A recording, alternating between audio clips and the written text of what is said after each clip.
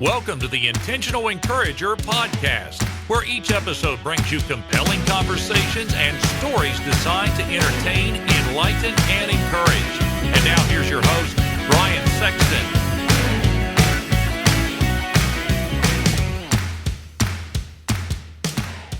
Hey everybody, Brian Sexton. You know what's really important to me when I do business with a company is trust and transparency. I've been telling you now for a good while about my buddy Damon Burton and his company, SEO National, because trust and transparency are just as important to them. You know, for the last 15 years, in the search engine optimization space, they have been leading the way and serving people tremendously well. Now, for those of you that don't know what SEO is, it stands for search engine optimization. It helps you show up higher on Google searches so that folks that are looking for what you have find you quicker. And you know what's really encouraging? More revenue, more sales, growing your business. Do me a favor, get in touch with Damon and his team today at SEO National at 855-736-6285 or go to SEOnational.com and get your free quote and tell them you heard it on the Intentional Encourager podcast. I hope you're ready, because here comes a dynamite conversation on the Intentional Encourager podcast. And welcome into the Intentional Encourager podcast. I'm your host, Brian Sexton. Thank you for joining us again today. I have a multi-talented lady with me this morning, and I am so excited to bring this conversation to you. She is an author, a speaker, a dancer. I can't dance. I don't want. The last time I tried to bust a move, so to speak, my son thought I was having a seizure. And podcaster, you can find her on several fronts, and she'll tell you later where you can find her and connect with her. But right now, this very moment, you can see, if you're watching on YouTube, or here if you're listening to us, Laura Padgett, who joins me on the Intentional Encourager podcast. Laura, how are you? I'm doing great today, Brian. Thank you for having me. It's lovely to be with you. Well, listen, there's not many people that are excited to be with me, so I will take that as a compliment. So thank you so much for being with me. Let's start here. And I know that you've dialed into a few of the podcasts, so you know, you probably know where I'm going. But again, I want to continue this vein because it feels like we're almost out of the pandemic. I went to Walmart this morning to pick up a few things that I need for some upcoming travel. Here in West Virginia, it was beautiful to see people's faces. Wonderful to see people's faces. It feels like we're getting out of this thing. But I want you to take me through the last couple of years, the impact that it's had, because you're in Western Colorado. I'm in Western West Virginia. We're about 2,200 miles apart. Yeah. Trust me, I drove that last year going to Colorado Springs. That was Kansas. Was you people that live in Kansas? God bless you. That's all I'm going to say. That's the longest 383 miles I've ever driven in my life. But Laura, how have the last couple of years changed your business, your podcasting? What's a lesson that you took from the last couple of years that you'll carry forward through the next several years? When the pandemic began on March 26, 2020, which is when everything began to close down, my husband and I relocated out of the Denver area 250 miles over to the western slope in Colorado to a town called Montrose. I'd lived here before, and this was always our goal, was to come here and to retire here. So that's what we did. But I mean, it was the very last day, and we went over the pass and we came what I consider home, and I'll explain that later on. But I am an author and a speaker, and that's how I make my money. And most authors, even if you're traditionally published or hybrid or, self-published, you're going to get out there and sell books. You're going to do events. You're going to do all kinds of different festivals, and boom, that wasn't going to happen.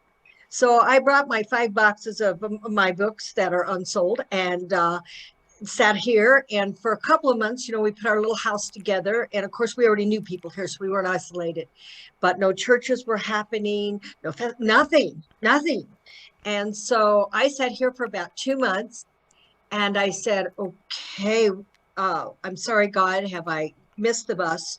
What am I supposed to do now to Did you serve ever feel like, forgive me for jumping in there, but No, please. you're really hitting on something neat here that I think is that connective tissue that a lot of people felt was the fear of the unknown.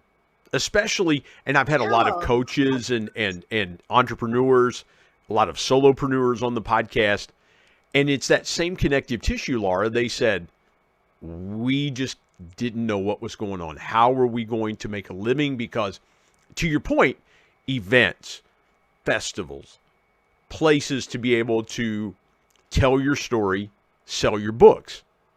And now it's, and you and your husband are going through a move at the same time. So that pivot is really, it's almost, I'm trying to put myself in the moment. It would feel like a heavy lift. Did you ever feel that overwhelming moment of, oh my goodness, what now? Because I heard you say a moment ago, okay, God, did I miss the bus? And I think a lot of times we feel like, Laura, that, okay, God, are you, I think of the story, forgive me for this long-winded question, but it's the story in the Bible where the children of Israel leave Egypt and they ask Moses the question. They say, would to God that we died in the wilderness. We could have stayed in Egypt and had milk and honey. We could have stayed where we were and been okay, because Denver, even in a pandemic, there's still a lot happening. There's still a lot of connections. It's a bigger city. Did you ever feel like, did we make this move at the wrong time? Or how did you kind of get yourself through what you were going through? Well, I have a wonderful story about my father who was a World War II veteran. He came home very ill. His life was pivot after pivot after pivot. And I have to tell you, he had a saying, and I use this saying, and it's called, when the going gets tough, the tough get creative. So I prayed about it, and I met a gentleman. I had met a gentleman in Denver named Eric Nevins, who is a podcaster. He has the halfway Eric's there. he's been a guest on the Intentional Encourager podcast. I wanted to throw that in there. That's great. And that's a wonderful podcast. And he had told me then, after he interviewed me, I think you may want to think about doing a podcast. Well, at that time I was doing all these other things. And Brian, I just said, oh no, I'm not going to fill up my plate. But when everything went away, those words came back, and Eric and I had stayed in touch.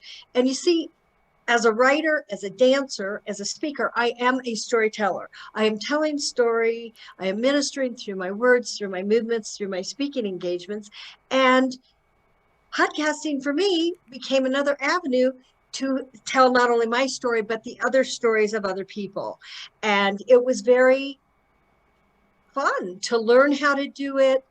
I was blessed to have the money to do it, because as you know, we have to pay some stuff here for podcasting, and to have the coaching of Eric and the Christian Podcasters Association to put it together. And now a whole different animal came out. And isn't that wonderful? But I had to let go of where I had been in order to see where I was going. And that's when the going gets tough, the tough get creative, and you figure a way to get going. That connects with me about you learning the power of the pivot from your dad. My late dad, if and those that listen know the unbelievable impact my dad had on me. It was the impetus for my book, People Buy From People. The first episode of this podcast was about the original Intentional Encourager, which was my dad. And so that story carries with me, and that legacy carries with me. Let me ask you this.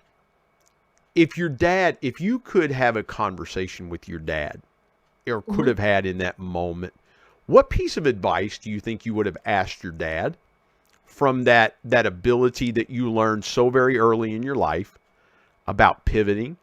Do you think there was another conversation that you would have said, hey, I noticed this about you through my life and how you were able to do it. What can you help me understand about pivoting? Because a lot of people, Laura, have to pivot forcefully. So in other words, life forces them to pivot. That's right. And other people choose to pivot. They make that pivot intentionally. So in other words, I'm going to now take a different route than what I was going because I want to pursue something else. I want to do this.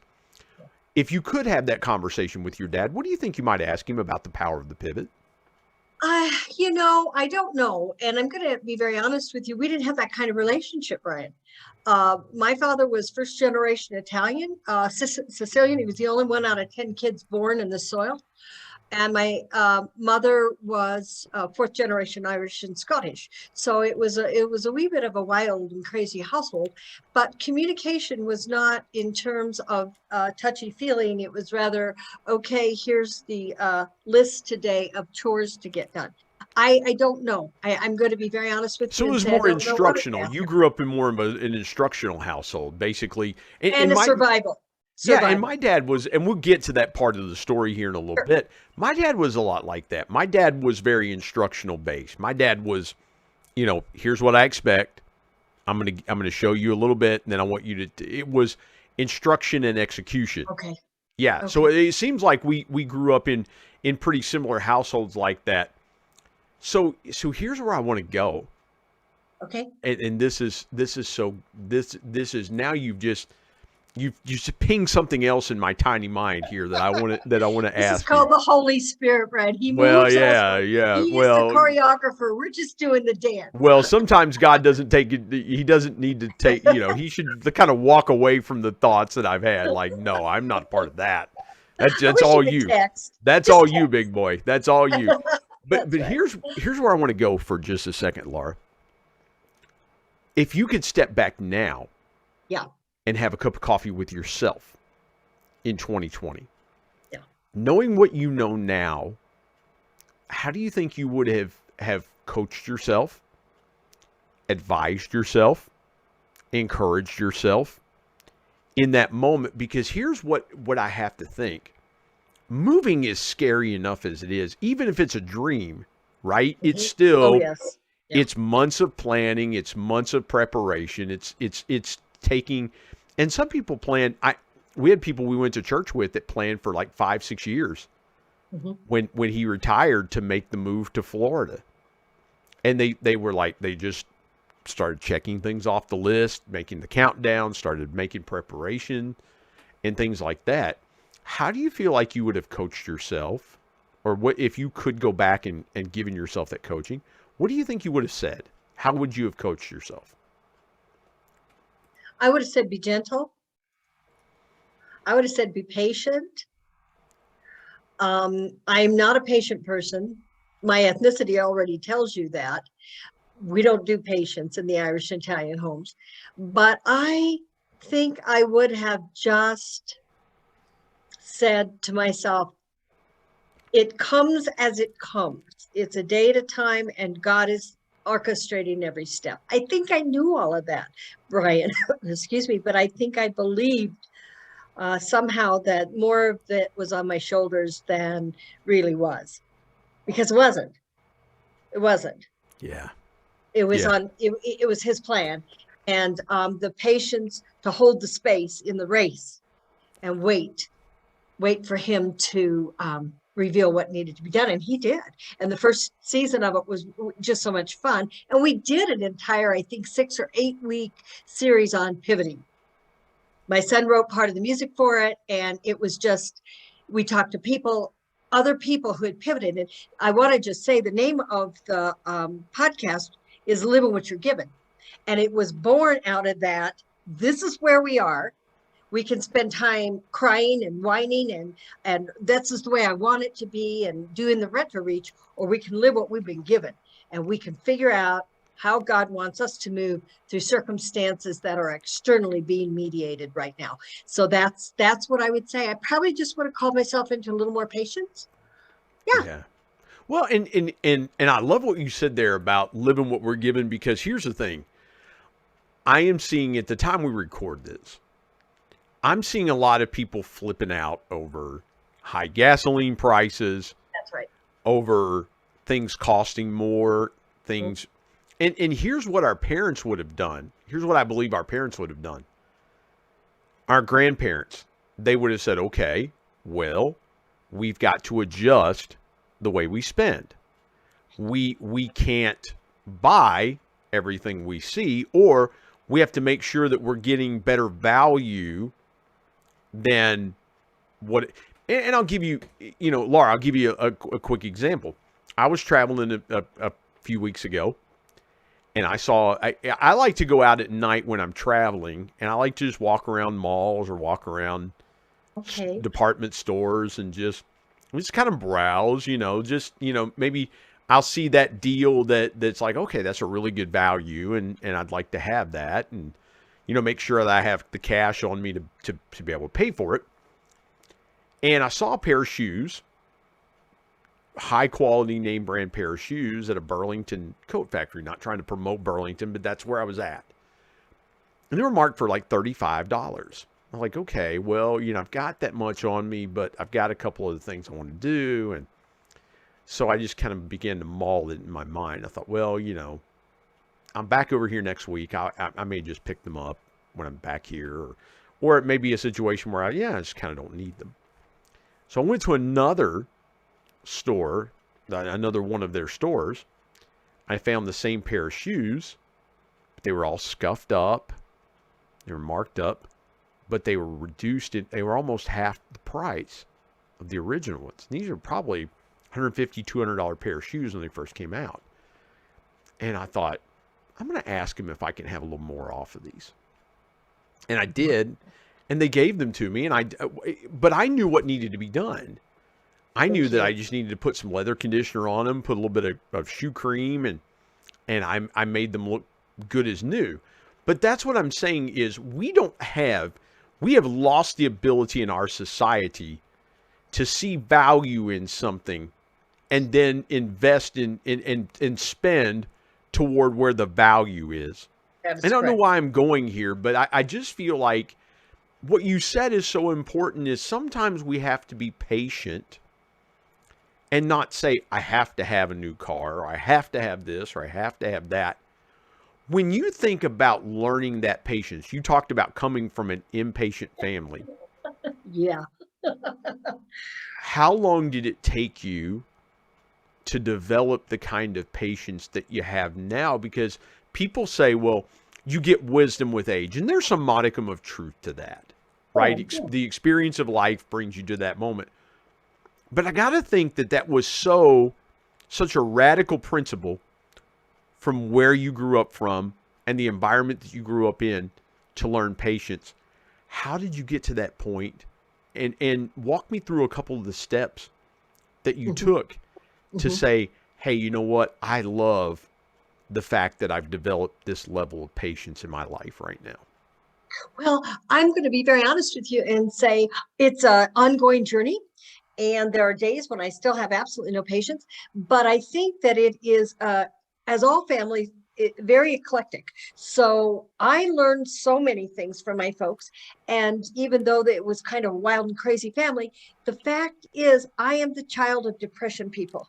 And I love that you're talking about what we're dealing right now with the gas and Ukraine and all these things. And it's what I put on my Facebook page one day when everybody was doing their little prayer hand emojis and the blue and yellow for Ukraine.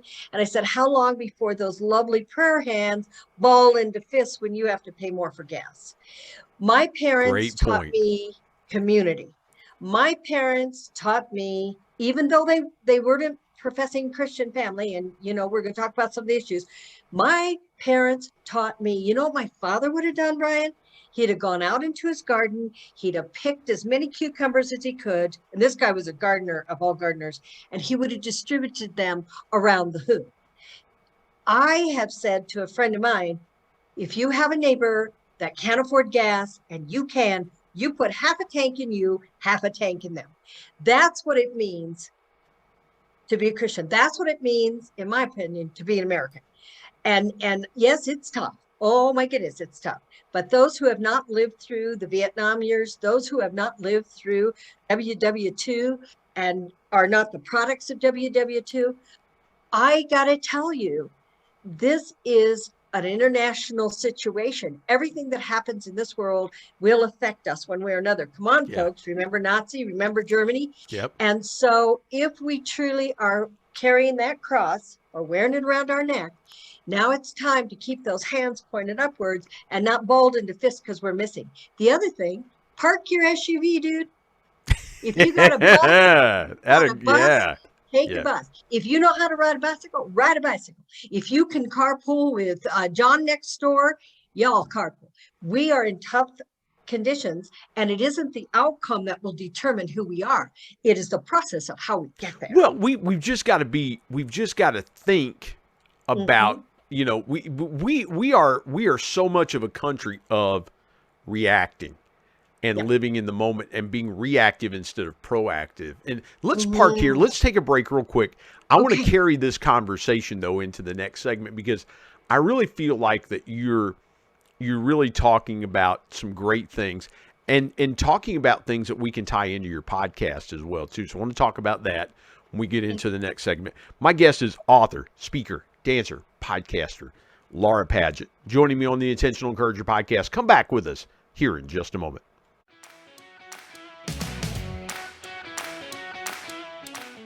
Hey everybody, Brian Sexton here. The new year is upon us, and you may be sitting there thinking, hey, I would really love to pay off some debt, or I would like to save for that dream vacation. Maybe you want to buy a new car. Whatever it is you want to do financially in the coming year, let me give you a great piece of intentional encouragement and something to think about that might help you do it. Products for Profit. Now, this is a course taught by my good friend Joe Hart, who's been a guest on the Intentional Encourager podcast and has told his story how reselling changed his life. And you know what, folks? It could do the same thing for you too. It's really simple. Reselling is basically buying a product and then reselling it online for more money. And Joe is going to take you through the steps and show you how to do this either part-time or maybe, as some of his students have done, take this full-time as well. Go to coachjoe89.gumroad.com/L/premium PFP. And oh, by the way, this group is going to help you find leads of products that are profitable right now, give you all kinds of great intentional encouragement, and you're going to be surrounded by a community of people that are going to want to see you be successful in the reselling game. Again, go to coachjoe89.gumroad.com/L/premium PFP and tell him you heard about it on the Intentional Encourager podcast. And now let's get back to more great conversation here on the Intentional Encourager podcast.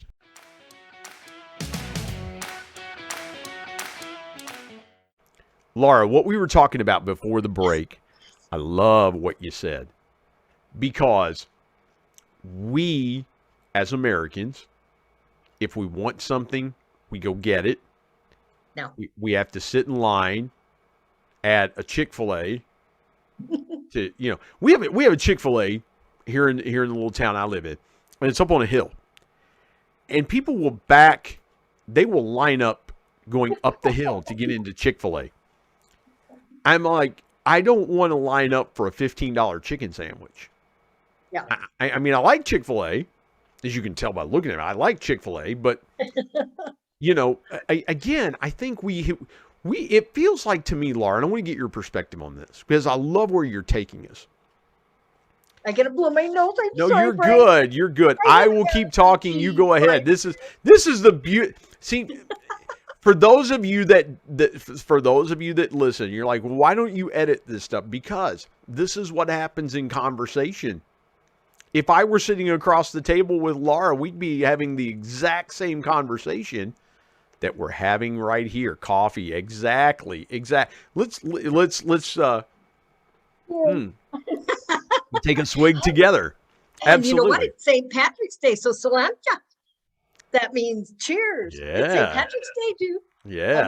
Yeah. Almost. That's exactly right. But here's where I want to go and get your thoughts on this. Okay. Is the fact that we in our society, you talked about patience and developing patience. Yeah. There's two things that I think we lack in our society right now. We lack patience, and we're reactive more than we are proactive. And it feels like that those things are starting to bubble to the surface, and they're starting to cost us. When you talk to people on your podcast, or you have, or you're on different podcasts, What's the sense you're getting from other people about the state of affairs? Because I feel like there are times that I just want to cover my ears and just say to myself, if I don't cover my ears, discouragement can fill me quicker than encouragement can save me.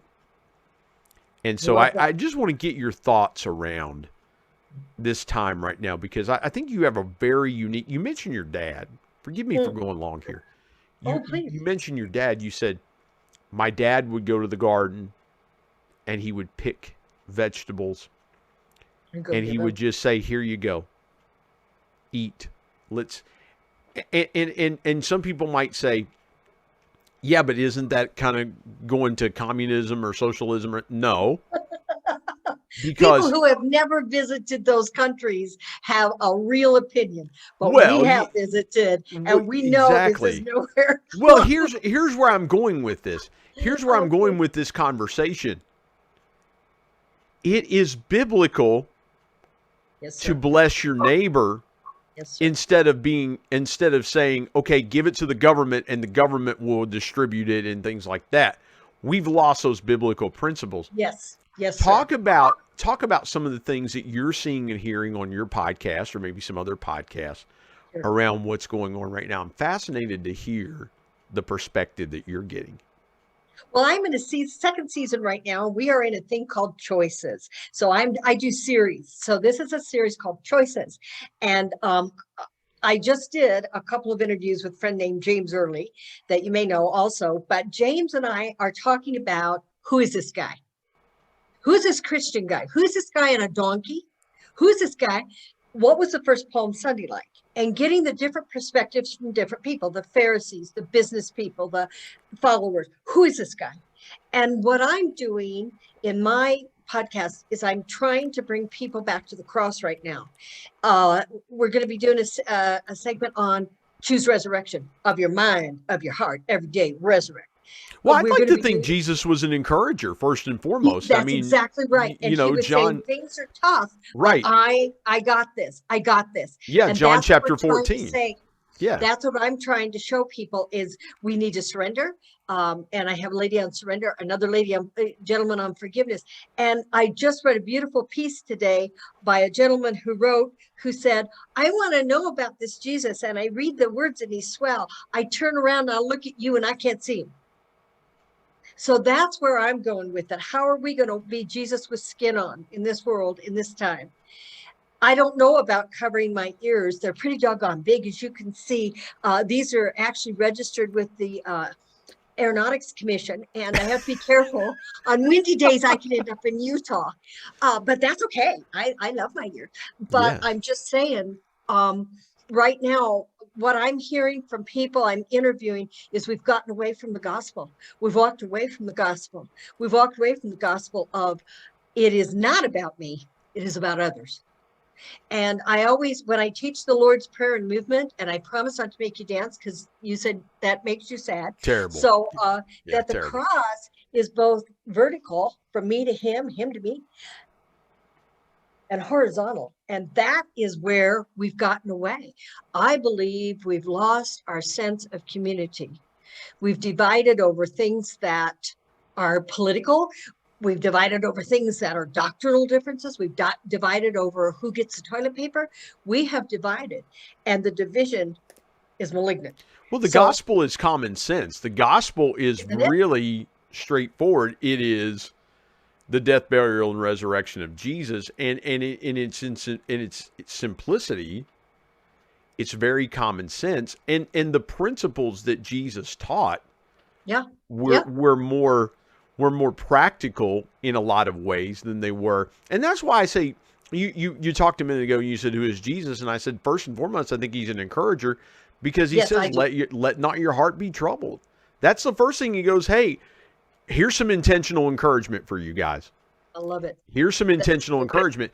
And so, Laura, I love what you're saying there, because we have lost our sense of community. It's about how many likes we can get on social media, or how much money we can make in our businesses. And listen, I had a guy ask me one time, good friend of mine, he said, how many books did you sell? How many books have you sold? And I told him, I said, I don't care. I don't know. I don't care. It wasn't the purpose of why I did it. And I think here's what I want to ask you. And I want to go here for you for a few minutes. What does purpose mean to you in your life, in your work, in your podcasting, in your writing? What does purpose mean to you? It is not a static thing. Number one, purpose can change in the environment that I'm in. When I'm talking to certain groups, my purpose is to encourage them to look at me as an authentic voice for having been through that piece of their pain. So when I say purpose, or when you say the word purpose, I guess it's a question that has so many facets to it. But number one, my purpose is to get up and welcome this day, and then be a welcomer of others, and then teach others how to welcome their day, how to live what they've been given, how to walk through it with the best way they can at every age and every stage. That's my purpose. If I were to say, what's my brand? I guess I would say that's my brand, is just to say, we have right here, right now, today, Father Thomas Keating, the great contemplative gentleman, talked about that. Many of the Eastern religions talk about that as well. And I believe Jesus was saying the same thing. And if you look at the Lord's Prayer, the entire gospel's in the Lord's Prayer. Who is he? Who am I in him? How am I supposed to hang out with all these other people? What am I supposed to function as? Where will I get my what will sustain me? Yep. How do I live out of the bondage of temptation? Every single thing is right there, right? Every single thing. So if I could say one thing about my purpose, I'm very eclectic. I'm an eclectic person. Everything I do is very eclectic. And I would take the threads of my eclectic pieces and I would say my purpose is to help others see you can make it. I don't care where we are, what we're going through, you can make it. Until God, the great publisher in the sky, calls home that subscription to humanity, we can make it. Yeah. Well, I love what you said about being contemplative. And so Yeah. this is what I see. And I've seen it more in the last 5 years or so than I've ever seen it in my previous 44 years before that. I'll be 50 in August. Yay, you. Yeah. We're gonna have a party if I online. get there, Brent. yeah, if I get there. But how Laura, to honor that age. yes, I do, and I love that. But here's what I notice. I notice people are not as contemplative as they used to be. We used to live in a society where people thought about everything they said, everything they did, everything they didn't do. And again, it goes back to what I'm seeing about being reactive instead of proactive. When you're contemplative, you do things very proactively, but you do them with a thought behind it, an intention. We don't have a modicum of decency that contemplative people have always had. Right. Every contemplative person throughout history that you look at as a great thinker, and I put that in air quotes for those of you listening, we think of contemplative people and we call them great thinkers, but what they really were they were disciplined in their thought. They were disciplined in how they projected their thought. Yes. I want to throw that question to you before we take another break and get to your story. Yeah. How do we, let me go here. I'm not going to ask it this way. I'm going to go here. Okay. What does being contemplative mean to you as you study those who you take, and you've mentioned the works of Jesus and the Catholic priest that you mentioned as well too, Keating, a great contemplative thinker. Yes, Keating. Mm-hmm. What can you take from them to make you, or what can someone take from them to make them more contemplative in their own thought processes? Accept that I don't drive the bus. Accept that I must sometimes, take that away. I must ask to be willing to let go and see what's going on. When I'm holding on to what I think I need, I have, and what I'm owed, I cannot see what I truly need to be. So the contemplative people that I've studied, and let me tell you how hard it is for me on contemplative work. I have a very high metabolism. I am a very fast moving person. You can see that in me. And so it's a real discipline for me to sit down. And so I have to go to God and say, God, could you please make me willing to be willing to sit here for 5 minutes, 10 minutes, half an hour, and to just simply think of nothing. Just ask for nothing. Just demand nothing. Just sit in your presence. That's the contemplative way. The answers will come. Now, are they going to come over a text or an email like within 30 seconds? No. But that's what I think. Contemplative work calls us to sit in the space and understand we may never understand, but to be comfortable in the mystery. I love that. Understanding. Let me repeat that. Understanding that we may never understand. And that is so true, you know. That's right. He told us that. Yeah. He told us that in Corinthians. You're looking through this fuzzy old glass. Someday you're going to see clearly, but maybe not right now. Well, yeah, and I remember when my dad died, I asked, you know, my dad died pretty suddenly, and he was a pastor of a church, and I asked the Lord, I'm like, Lord, and I said this, Laura, and I've said this before on this, but it fits what you're saying, you know, understanding that we're not going to understand. I remember saying to the Lord, I'm like, but Lord, you know, it's okay that I lost my dad, but his church doesn't have a pastor. Like the Lord was like, you know what, Brian, I never thought about that. You know, I'm sorry about that. Let me fix that real quick. I let my emotions get in the way of just saying, okay, I don't understand what I don't understand, but I understand who you are and what you are and the faith that I have in you, that you've never left me nor forsaken me, and just go from there. I could ramble on. Let's step aside, take another break, because I want to save room for your story. Okay. This is so good. We could continue going down. We could continue plowing down this road. Well, maybe we will. But I would miss telling Laura's story, and I want to do that. I have author, speaker, podcaster, the host of the Living What You're Given podcast, Laura Padgett, joins me on the Intentional Encourager podcast. Back in just a moment.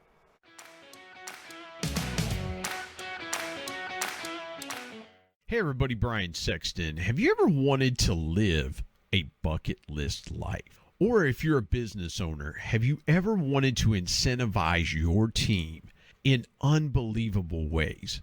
I have got just the thing for you. You need to contact my friend Brad Norwood with Dream It Pro Professional Events.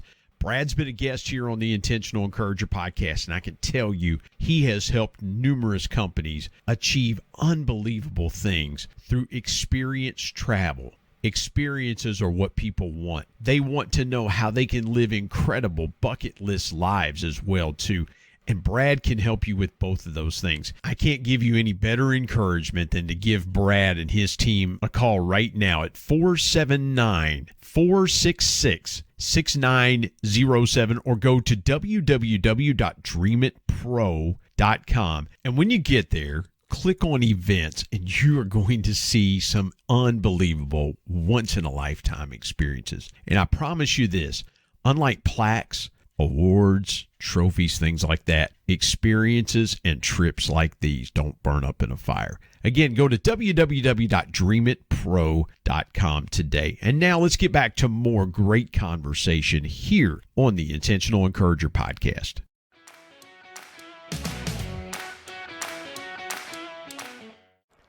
Laura, let's dive into your story real quick. Yeah, let's dive in.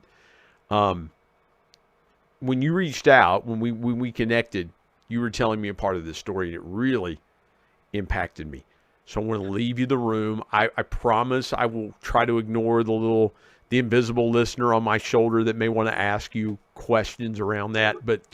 But take us as far back as you want to go and tell your incredible story. Okay. Well, I'm going to tell you about my parents. My father, as I mentioned, was a first generation Sicilian man, and my mother was Irish and Irish and Scottish. So these two people married right after World War II. My father had come home from Africa very ill, and that PTSD is what they call it now, or something else. It was shell shock. So he was a violent man.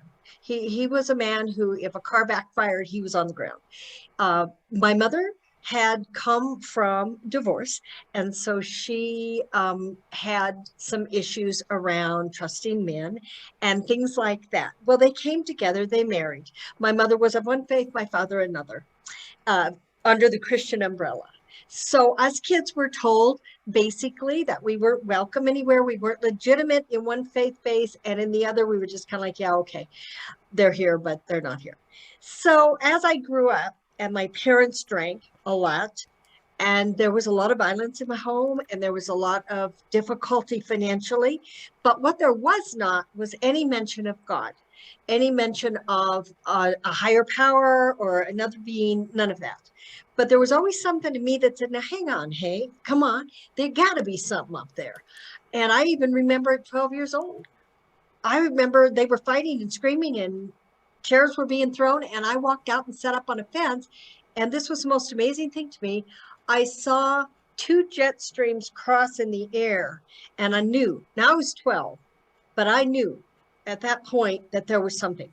I still went into my life coming out with the wounds of fear.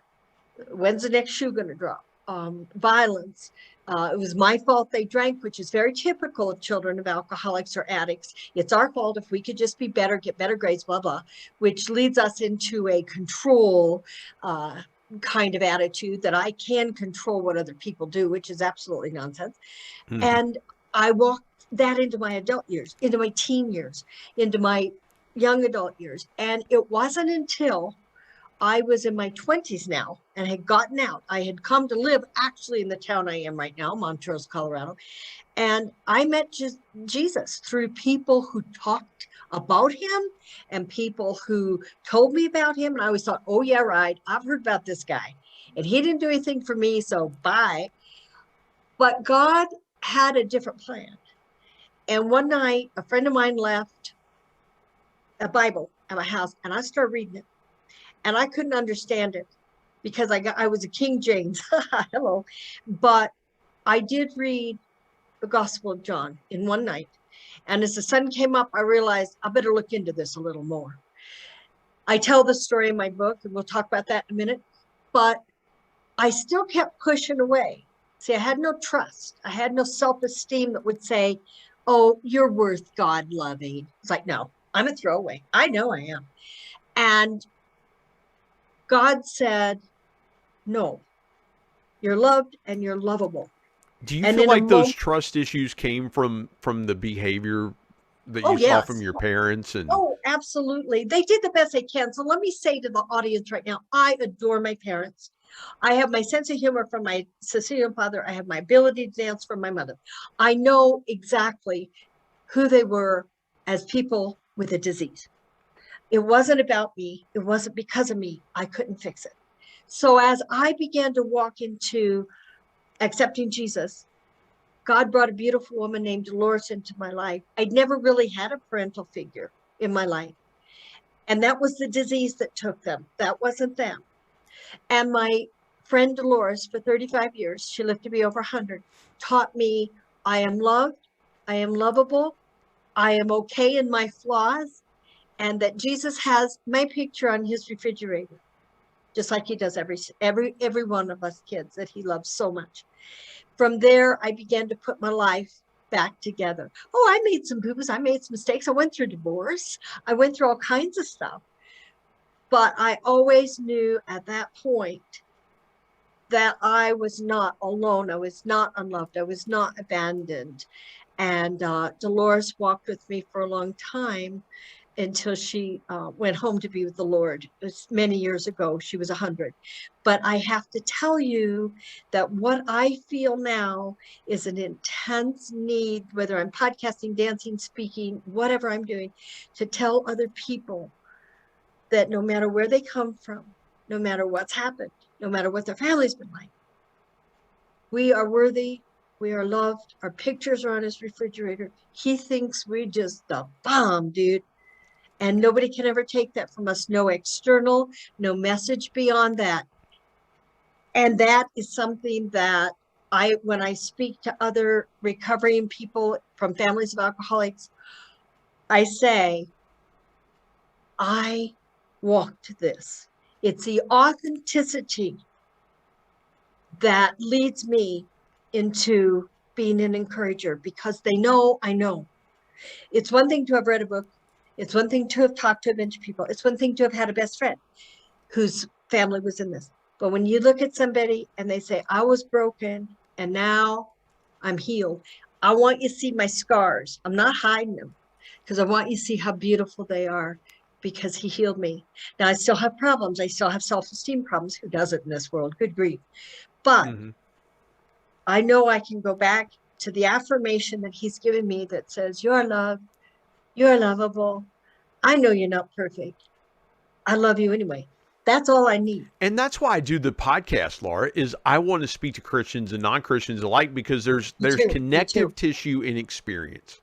Yeah. There's connective tissue in a shared experience. It's a lot of times what brings people together. It's a lot of times what connects people is a shared experience. And so, what you went through, you hear people say, well, I'm not a Christian. I haven't given my life to the Lord. Haven't repented, baptized, been filled with the Spirit. I haven't done those things because I don't know, what I would do or how I would do it. But the thing about it is, what you're talking about is, it doesn't matter if I believe and you don't, or you believe and I don't. We have a shared experience. I know what you're going through. I've been there. I've walked that road that you've walked, because. And this is what I did. Right. That's so important, Brian. Never this is what you should do, but this is what happened. Oh, and Laura, that's the thing too is understanding from that place of, hey, here's the mistakes I made.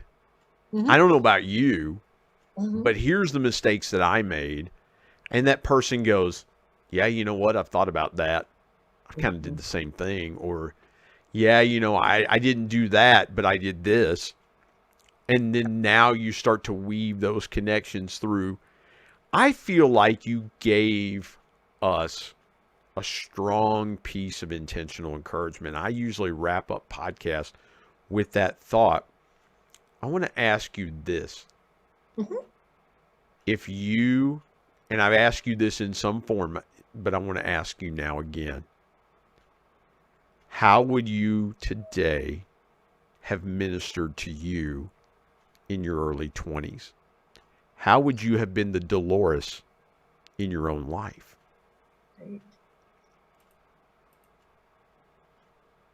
I'm trying to think, and I guess it's such a big question. And at 70, it's a different set of skill and a different set of understanding methods. But I think, Brian, I would have said to that little girl, you are not what you came from. You do not need to make the same mistakes. You do not need to prove anything to anybody, because to the one that really matters, you are worthy, and you need prove nothing to anyone else. Wow. See, Freedom. that I can't say anything else. I can't say anything else, because that hits so many avenues. That hits so many areas. Because it doesn't matter if you came from a home of parents that were alcoholics. You could have come from a home where you had two stable parents, but you felt like you grew up poor, or you had this disadvantage or something like that. You are not what you came from. Wow. I can't add any more to that. Laura, tell folks, wow, what a way to close this conversation. Tell folks how they can connect with you, get your resources, find out about your podcast. I want to give you the floor to just tell folks how they can get more of what you have to offer. Thank you, Brian. I am available at Laura, Laura, Padgett, Padgett.com. And there is probably the best way to connect with me. There's a Connect tab. There's a tab that talks about my 2 books. One is called Dolores Like the River, and it is about this woman and our journey together from being a spiritual refugee to being a woman of God, the best I can be. You can also hear the podcast episodes there. And you can also hear my various stories on my blog. I write a blog once a month. The name of that blog is also Living What You're Given. And it's very eclectic. You never know what I'm going to write about. I never know what I'm going to write about. I'm very excited if people would connect with me. Just tell me who you are. I am very careful about sharing any emails. If people want to send me an email and say, could you put me on your email list? I'm very happy to put you on my email list. I don't do a newsletter or anything right now, but what I am doing is just trying to share story however I can and tell people, you share your story too. Because, Mother Teresa told us we will never have peace until we remember we belong to each other. And story shows us how we belong to each other. So there we are. Yes. So good. I love that. Go to Laura, Laural, Padgett, Padgett, LauraLPadgett.com and find her Living What You're Given podcast, find her books, other resources there. Laura, this has been so good. I am so grateful that you took some time to share today with our audience, and thank you for joining me on the Intentional Encourager podcast. Thank you. I've really enjoyed it.